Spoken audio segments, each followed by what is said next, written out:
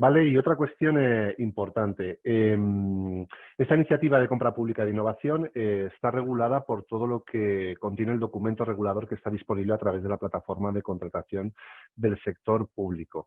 En el caso de que haya algún tipo de discrepancia con lo que vamos a contaros o con lo que se menciona en este webinar, lo que va a prevalecer siempre es lo que se indica en dicho documento. Ahí tenéis un enlace para poder acceder a dicha URL y poder consultar esta información.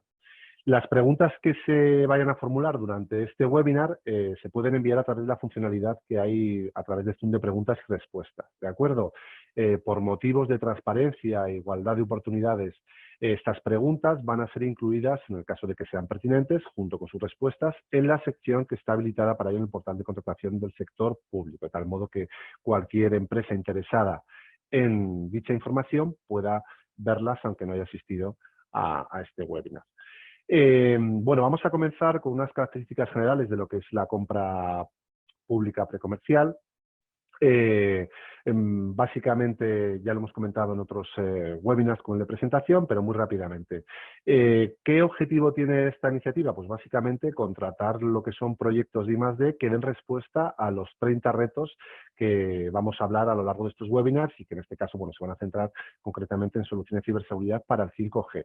¿Vale? Con esta iniciativa, tanto el contratista como INCIBE van a compartir todo lo que son los riesgos, de acuerdo, de una contratación de estas características y también, por supuesto, los beneficios. ¿Por qué? Porque van a convertir ambos en el proyecto. ¿Cuál es el presupuesto total de la iniciativa de la compra pública precomercial? Bueno, pues son 137,2 millones de euros para los diferentes 30 retos que se van a repartir pues de una manera que podéis encontrar en el anexo 6 del documento regulador.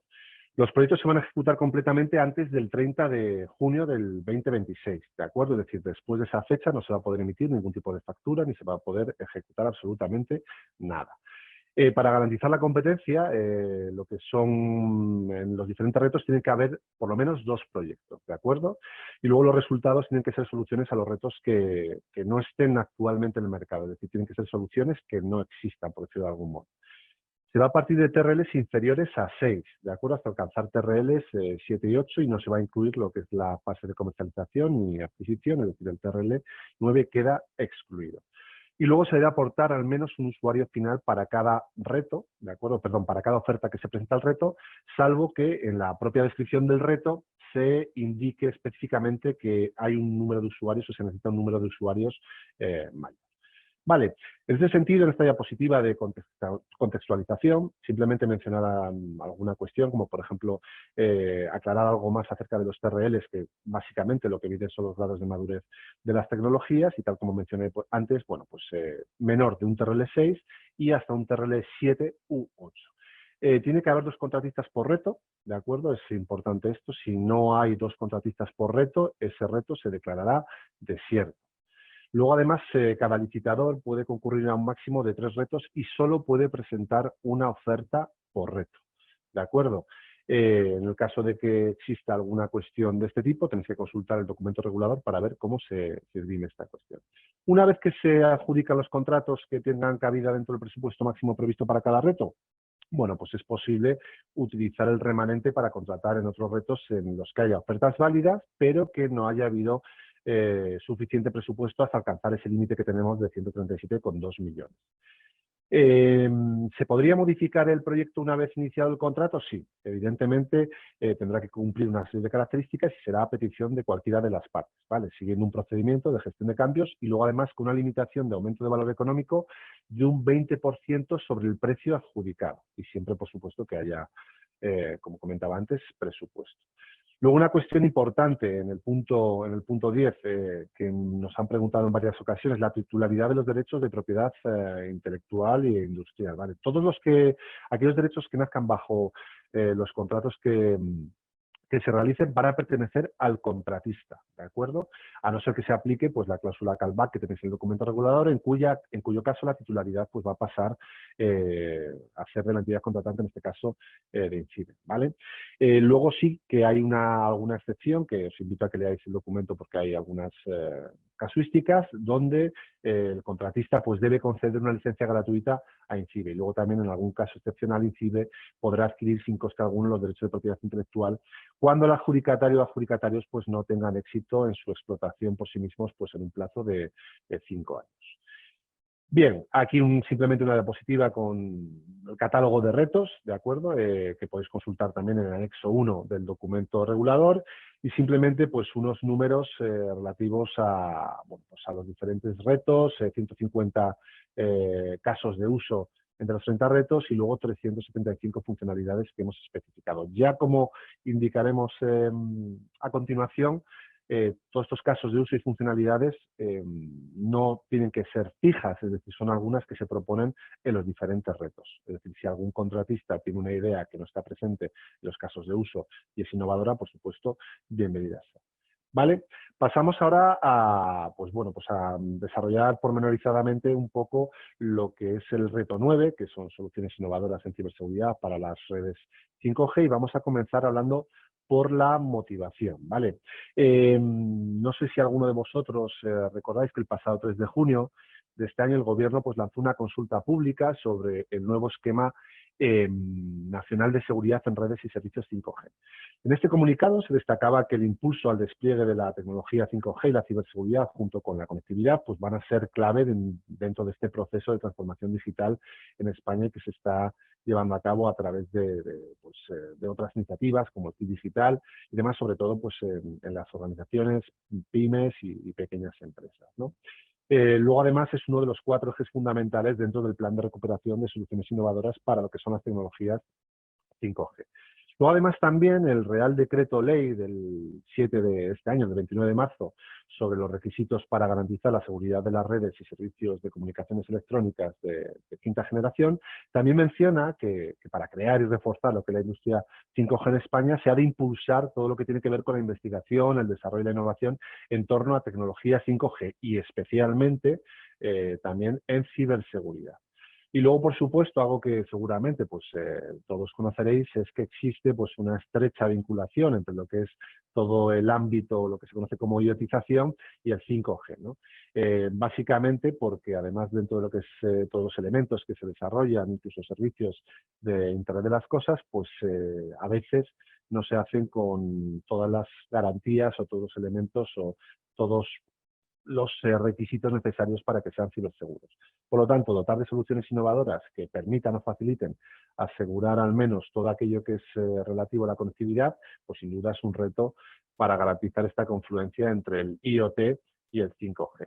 Y luego, por otro lado, también, pues evidentemente el 5G amplifica o amplía notablemente todas las capacidades pues, en comunicaciones, conectividad y demás, lo que podría magnificar o lo que podría hacer que ataques que todos conocemos como relaciones de servicios distribuidas, distribución de botnets, implementación de botnets y demás, pues puedan ser o puedan tener mucho más impacto que lo que conocemos hasta ahora.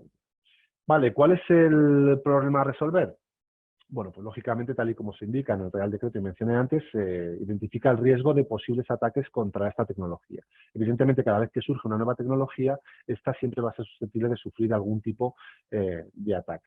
Luego, por supuesto, como esta tecnología pues va a permitir un mayor número de dispositivos conectados, más velocidad, pues lógicamente se debe garantizar pues, la seguridad en todos esos dispositivos que se están conectando a estas redes 5G y que van a ser mucho más que en las actuales redes de 4G. Luego, el mayor ancho de banda también va a ser otro requisito a proteger para evitar esos ataques masivos que mencionábamos antes. Evidentemente, con toda la conectividad de dispositivos y esos dispositivos IoT que en principio o es posible presuponer que tengan ciertas carencias de ciberseguridad, se eleva lo que es la superficie de exposición, por lo tanto, hay mucho trabajo que hacer para poder proteger esa superficie de exposición tan vulnerable. Y luego pues está también la posible dificultad en la monitorización de toda la información, es decir, elevando pues las tasas de velocidad, elevando el número de dispositivos que se van a conectar, al final vamos a tener mucha más información que va a ser más difícil, por decirlo de algún modo, la monitorización, por lo cual será imprescindible contar con sistemas que puedan llevar a cabo una tarea pues lo más efectiva y eficiente posible. ¿Cuáles son algunos de los casos de uso?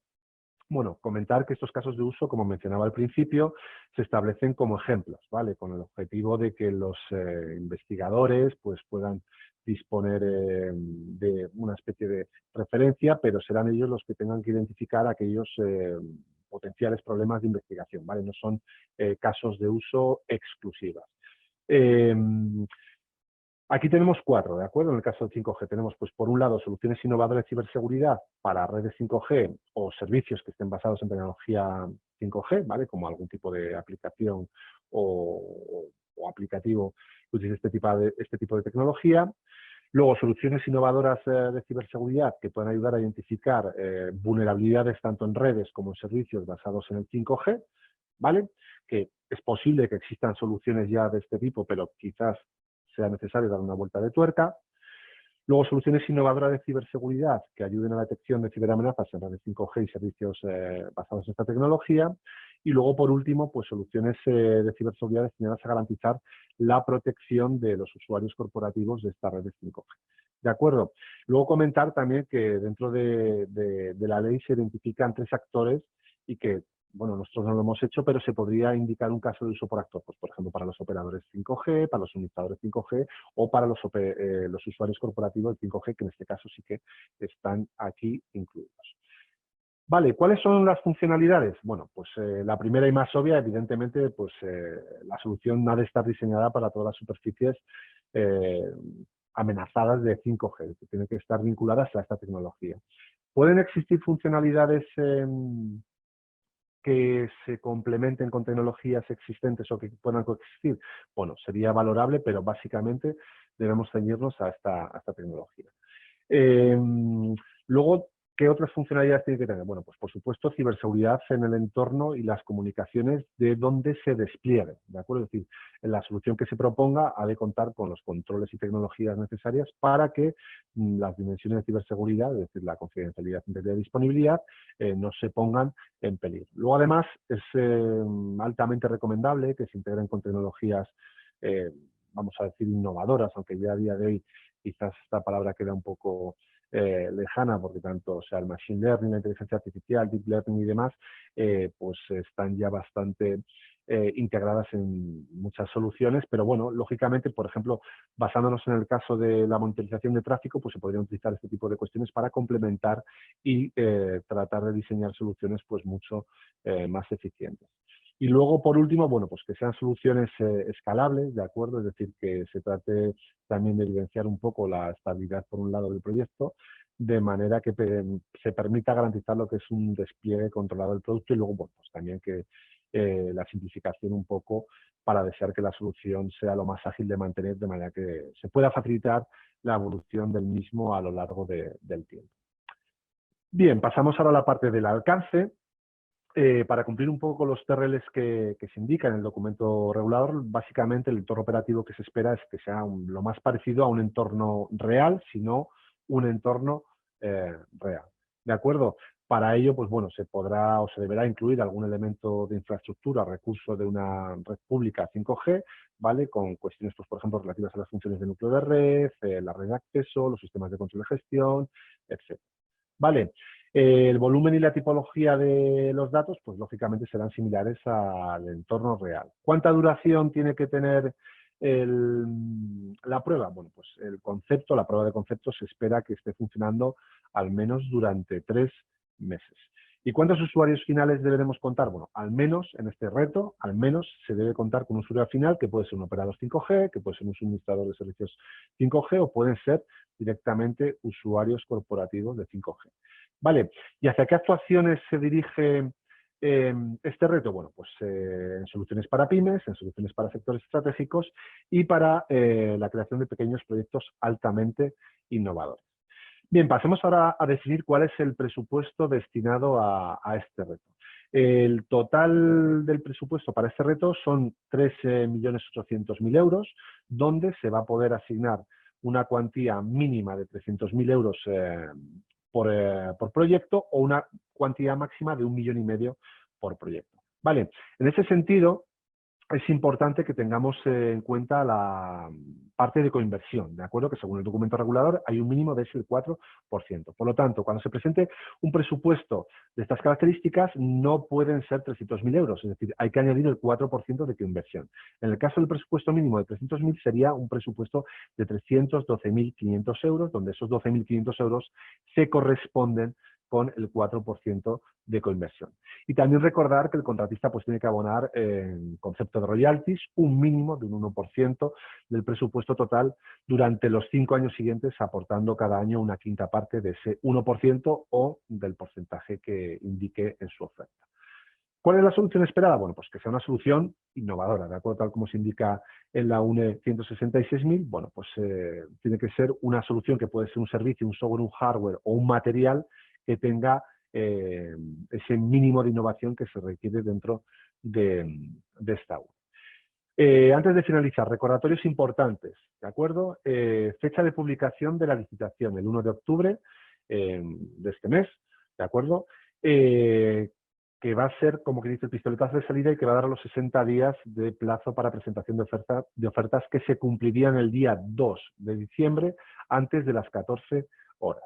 Vale, otra fecha clave sería el 30 de junio del 26, donde finalizarían todos los proyectos o tienen que estar ejecutados todos los proyectos en esa fecha. Vale, os vuelvo a recordar lo mismo, voy a verificar ahora si hay alguna pregunta dentro de la funcionalidad de Zoom, pero se contestarán en la plataforma de contratación del sector público. ¿De acuerdo? Estoy viendo que no hay ninguna pregunta, por lo tanto no será necesario que en relación a este webinar del reto 9 se publiquen y simplemente darles las gracias por su atención y esperamos que estén interesados en participar en esta interesante iniciativa de INCIBE donde, bueno, pues vamos a darle una vuelta al mundo de las soluciones en ciberseguridad y estaremos encantados de recibir sus ofertas. Muchísimas gracias y que tengan buen día.